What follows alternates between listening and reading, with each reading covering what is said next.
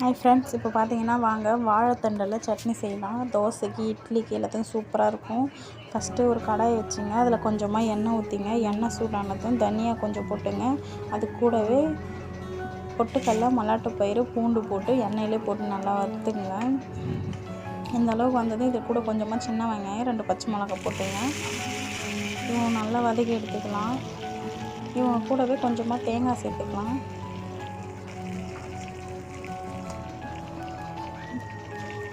தேங்காய் போட்டு நல்லா வதக்கிட்ட உடனே நம்ம வாழைத்தண்டை அரிஞ்சு வச்சுக்கிறோம் பார்த்திங்களா, அரிஞ்சு நாரெல்லாம் எடுத்து வச்சுங்க. போட்டு நல்லா இந்த அளவுக்கு நான் வதக்கி எடுத்துங்கன்னா, அது கூடவே கொஞ்சமாக மஞ்சத்தூள், கொஞ்சமாக புளி சேர்த்துங்க.